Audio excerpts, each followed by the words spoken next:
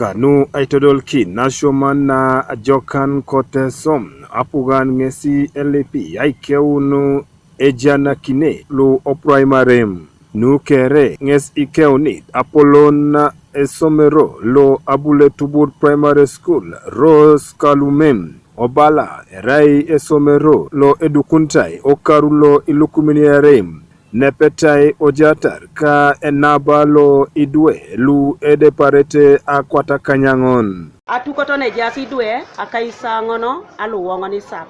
Deni apesuru erasa kaisa kanyalu wongon kere rai kaisa kanyangono alu kanyari. Atiokso ne jasa atukoto na. Etepedou esalete idwe lipu ichesi ete. Nare etepedou edekanikino lipu eisabo isini botor kesi. So isana lebu ni edo ejidwe la lo sita iboy kin kadidwe lo P1 kede P2. Konya rai parani elo se kesa iboy atukoto no P1 kede P2. Ado petionis bobo ne jai osomero lo ngesi akiroto na kipi. Imamete so keda boys kina kipi. Sake polo bimasa kipinu osama inwe roko umame joko kani morso keditiam. Kane jasi esisiak kesi echamunitos ebem terekina esomero ka Ekadakada lo tukoto na uniet noi aparasia na edo. In physical class, Abule Tubur Primary School, Agency Ganza, Tepedo and Satu Kodike Samoro, Ekedivelo P2 P1. Imari Saifine Ekedikian. Yes, okay, that turns in a polo, no weather, reza kibura, kirajala, and semero.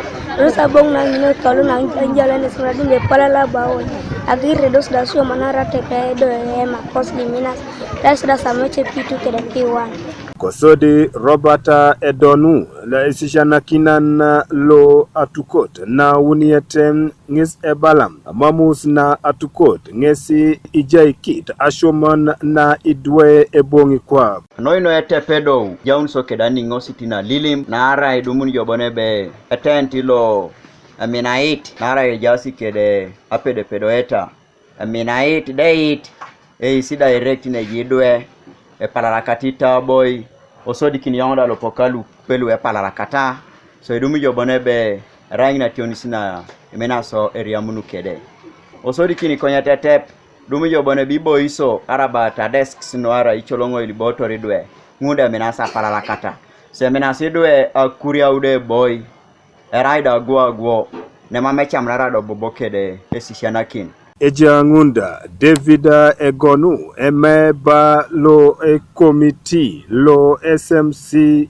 nges ebala opotukesi opedosi adumunu ewema kane jai ojakotau kanu aigalgal atios ni jartar suani ngesi na tukoto ageu re esomerlo okaru lukumiyare kede yare mamsi dumtura tukoto na no P3 konbodu kuna tukono mikemu konyati kono P3 eringa kadi dika pakaye mamsi dumutu arena dumu tukoto jaisa kida tulsine dumunjo be sale bunemu alumu esana kini duwe ya ne oema lo labu la yoeno inakisi sobera mengara kinanyo esomera na kapa tukoto achilnema edumne molde palala nin isema blackboard bunyo bitotara dunya los tebore abore los sakipi ne tionore wadika da kare malumu angirika wadika kosodi lo eboikit itunga lu otubur o kanslo lo soroti district tamna Bob Owin ngesi ilipit apugan kanu angarakin esomero adukokin atukot